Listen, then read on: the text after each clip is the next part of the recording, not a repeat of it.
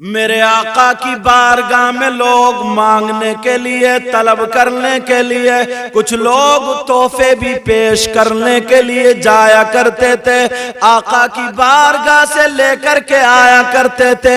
एक खातून जो अंसारी बिरादरी की थी, उसके दिल में भी आ गया मैं आका की बारगाह में कोई तोहफा लेकर के जाऊं। प्यारो समझ लेना तोहफा क्या था, कोई मोटा लिफाफा नहीं था, मुर्गा मुसल्लम नहीं था, मगर उसका अकीदा और प्यार देखो। वो रोजाना गुस्ल करती थी, खुशबू लगाती थी और 2 रकात नमाज पढ़ने के बाद एक कपड़ा बुनने बैठती थी और हर तागे पर मेरे आका का नाम लिया करती थी। वाह जिंदाबाद। तवज्जो समझ में आ रही बात? अल्हम्दुलिल्लाह। अब एक तागा जैसे औरतें स्वेटर वगैरह बुनती है ना, पहले उस वक्त कपड़े, तो हर तागे पे मुहम्मदुर रसूलुल्लाह, मुहम्मदुर रसूलुल्लाह हर तागे पर। और उस औरत ने कभी उस कपड़े को बगैर वुजू हाथ नहीं लगाया। वो चादर बुन ली गई, उसकी उस चादर पर हाशिया भी था। हाशिया समझो बॉर्डर। ये मेरा रुमाल देख रहे हैं, तो ये कनारी जो बनी हुई है, समझे, उस पे वो भी था। हदीस में आया, उसका जिक्र इसलिए बता रहा हूं। अल्लाह अल्लाह, वो चादर को उसने जो आका के नाम से बुनी, उसने तय बनाई। अब इंतजार करने लगी, किसी दिन आका की बारगाह में पेश करूंगी, मगर आती है बगैर वुजू से हाथ नहीं लगाती है। उसने चादर की तय बनाई और बनाने के बाद आका की बारगाह में हाजिर हो गई और कहने लगी, प्यारे आका, सारी दुनिया से निराले आका, ऐ आका, मैं आपकी बारगाह में हाजिर हुई हूँ, तमन्ना लेकर के आई हूँ, आरज़ू लेकर के आई हूँ। आका, मेरी तमन्ना को, मेरी आरज़ू को वापस ना करना। आका, आपकी बारगाह से कभी कोई खाली हाथ नहीं गया। आका, मैं भी आई हूँ, तमन्ना की लड़ियां पुरो कर लेकर आई हूँ। मेरे नबी बोले, साफ साफ लफ्जों में कहो, आका, ये चादर मैंने अपने हाथ से बुनी है, ये तोहफा है, इसे कबूल फरमा ले। वाह भाई वाह, जिंदाबाद जिंदाबाद। इसे कबूल फरमा ले। अब जब कबूल कर लिया, मेरे नबी देख रहे हैं, चुप है थोड़ी देर के लिए। वो कहने लगी, आका, आपकी बारगाह से कभी भी कोई मायूस नहीं गया। आका, मैं मायूस जाना नहीं चाहती जी। मेरे नबी ने उसको ले लिया। कहने लगी, आका, एक आरज़ू और है। का वो क्या? कहा, आका, आप इसको ज़ेब तन फरमा लेना। आसान लफ्जों में कह दूं, वाह वाह वाह। आप इसको पहन लेना। अब समझ जाओगा आसान लफ्जों में। काका, आप इसे पहन लेना, इस्तेमाल कर लेना। हदीस का मफहूम बता रहा हूं मैं ये। आका, इसको पहन लेना। मेरे नबी ने कहा, ठीक है, जाओ। अल्लाह अल्लाह, मेरे नबी ने उसको इस्तेमाल किया, मगर हदीस में आता है, नबी ने उसका अमामा नहीं बनाया, नबी ने उसका कपड़ा नहीं बनाया, नबी ने उसका जुब्बा नहीं बनाया। मेरे नबी ने उसे तहबंद की जगह इस्तेमाल किया। वाह वाह वाह, सुभान अल्लाह। उसका तहमद बना लिया जी। अब जब तहमद बनाया, बड़ा खूबसूरत लगा। तमाम सहाबा को पता चल गया, ये वो तहमद है जो बगैर वुजू कभी हाथ नहीं लगाया, और मेरे आका का हर तागे पे नाम लेकर के इसको बुना गया। अब मेरे नबी, अब देखना जरा बात आ रही, मेरे नबी उसे बांध कर निकले, सहाबा रश कर रहे हैं, कह रहे हैं, क्या उस औरत की तमन्ना थी यार, क्या किस अंदाज में बुना। मगर एक गांव का रहने वाला सहाबी आ गया। वाह। गांव का बेचारा सीधा साधा भोला वाला होता है, उसका दिल बड़ा साफ होता है, मुंह पे कुछ भी कह देता है नहीं, ऐसा फर्क होता है ना। अब वो आ गए आका की बारगाह में, कभी आका के चेहरे को देखे तो कभी उसको जुब्बे शरीफ को देखे तो कभी उसी चादर को देखे। अब बार बार नजर उसी चादर पे, बार बार चादर। वो कहने लगा आका आका आपकी बारगाह से कभी कोई खाली हाथ नहीं गया, बड़ी खूबसूरत लग रही है ना ये चादर, मुझे दे दीजिए। वाह, मेरे आका ये कह सकते थे नहीं मुझे किसी औरत ने बुन के दिया, मेरे नबी ने लफ्ज़ नहीं फरमाया, वो याद रखो नहीं फरमाया। मेरे नबी बोले गुलाम मेरा कलमा पढ़ने वाले आजा, मेरे पीछे पीछे आजा, तुझे चादर दिए देता हूँ। अल्लाह अल्लाह, आगे आगे गुलाम है, पीछे आगे आगे आका है, पीछे पीछे गुलाम है, दोनों चलते चले जा रहे हैं। मेरे नबी हजरत आयशा के हुजरे में दाखिल हुए, वो गुलाम बाहर रह गया। जैसे ही नबी अंदर गए, नबी ने दूसरा तहबंद बनाया, बांध लिया और उस चादर की तह बनाई उस गुलाम को दे दी। वो गुलाम जो था उस चादर को चूमने लगा, उस चादर को आंखों से लगाने लगा, उस चादर को सीने से रख लिया और सीने से लगा करके सर पे रख के फिर बाद में सीने से लगा के झूमता हुआ और इश्क में झूमता हुआ चल पड़ा। जैसे ही बाहर निकलता है, दो चार सहाबा ने जब देखा, अरे ये तो वही चादर है जो मेरे नबी को किसी औरत ने दी थी, ये तो वही चादर है जिस पे बगैर वुजू हाथ नहीं लगाया था, अरे यही तो वो चादर है जो मेरे नबी को बहुत ज्यादा पसंद थी। जब इतना कहा, वो सहाबियों ने उसे पकड़ लिया, पकड़ने के बाद कहा प्यारे जरा बोलो ये चादर कहां से लाए हो, ये तो चादर नबी की है। कहा मुझे मालूम है नबी की है, मैं नबी से मांग कर लाया हूँ, चुरा करके नहीं लाया हूँ, मैंने नबी से मांगी है,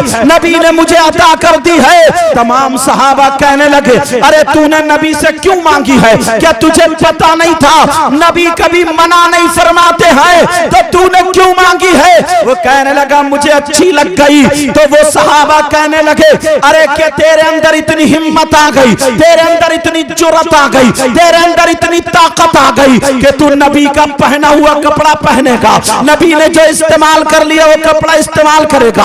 अरे नबी जिसको चाहते थे, जो नबी को कपड़ा पसंद था, तेरे अंदर इतनी हिम्मत है कि तू नबी का पहना हुआ कपड़ा पहनेगा। डींगरपुर के गयूर मुसलमानों, आज तुमने नबी की मोहब्बत में पैदाइश रसूल के मौके पर अपने घर को, अपने घरबार को छोड़ करके जो मैदान में आकर के बैठ गए हो, जंगल में इस रोड पे आकर के बैठ गए हो और खुश हो रहे हो, अपनी किस्मत पे जरा नाज करना। उस सहाबी रसूल का जवाब सुनो, जो गांव का रहने वाला था, जो देहात का रहने वाला था, उसने कहा भाई जरा मेरा हाथ छोड़ो, मैं तुम्हें बताता हूँ, मेरे अंदर इतनी हिम्मत नहीं है कि मैं नबी का कपड़ा पहनूं, मेरे अंदर इतनी जुर्रत नहीं है कि मैं नबी का इस्तेमाल करता कपड़ा पहनूं, मेरे अंदर इतनी ताकत नहीं है कि मैं नबी की बराबरी कर सकूं। तो फिर कहा तुमने ये कपड़ा क्यों मांगा। तो उस गांव के रहने वाले ने जवाब दिया था, ओ लोगों मैंने इसलिए नहीं मांगा कि मैं इसका मामा शरीफ बनाऊं, मैंने इसलिए नहीं मांगा कि मैं इसका रुमाल शरीफ बनाऊं, मैंने इसलिए नहीं मांगा कि मैं इसका जुब्बा या पैजामा या लुंगी बनाऊं। तो फिर क्यों मांगा। वो सहाबी कहने लगे मैंने इसलिए मांगा कि जब कल को मैं मरूंगा, मेरा जनाजा होगा और आका की लुंगी का कफन होगा और मेरा बेड़ा पार। वाह, नारे तकबीर, नारे रिसालत, नारे गौसियत, मसलके आला हजरत, फैज़ाने आला हजरत, जश्न ईद मिलादुन नबी सैयद मुकीमुर रहमान साहिब किबला, नारे तकबीर, नारे रिसालत। अच्छा एक बात बताओ, मैं ज्यादा तेज तो नहीं बोल गया, कहीं जज्बात में आकर के, जोश में आके तेज बोल गया हूँ, समझ में ना आया हो। वो मैं तो अच्छा ही बोल रहा, माशाल्लाह समझ में आ रहा होगा जी। मुझे तो ठीक लग रहा है, बाकी आप लोग जैसे बेहतर समझेंगे। तो वो कहने लगा ना, उसका इश्क देखो, कहने लगा ओ भाइयों मैंने इसलिए नहीं मांगा, मैंने इसलिए मांगा है जब कल को मरूंगा मेरा जनाजा होगा और आका की लुंगी का कफन होगा। अब फरिश्ते पूछेंगे मन रब्बू का जवाब दे दूंगा रब्बी अल्लाह। फरिश्ते पूछेंगे माँ दीनों का जवाब दे दूंगा दीनी अल इस्लाम। फरिश्ते कहेंगे माँ कुंता अंत तक़ूलु फी शान हाज़ा रजुल। तो अब जवाब देने की जरूरत नहीं है, नबी के बारे में क्या पूछते हो, कफन देख करके पहचान लो। वाह वाह जिंदाबाद। अपने अंदर इश्क लाओगे बोलो, माशाअल्लाह। अपने अंदर प्यार लाओगे बोलो, अपने अंदर मोहब्बत लाओगे। अब सुनो, अब यहीं से शुरू होता हूं। मेरे नबी पैदाइश पढ़ दूं जी, पैदाइश पढ़ दूं, सुन लो, ताकि ये सदका हमें आपको सबको मिल जाए। जो नबी अंबिया गुजरे हैं उनमें से बाज नबियों का अंबिया का ये कहना था, दिली ख्वाहिश थी कि मौला परवरदिगार तू हमें किसी कौम का नबी बना करके ना भेजता बल्कि आखिरी नबी का उम्मती बना करके भेज देते। बेशक सुभान अल्लाह। तो अब जो बात सुने दिल से सुने और अपने आका की मोहब्बत में झूमते रहें।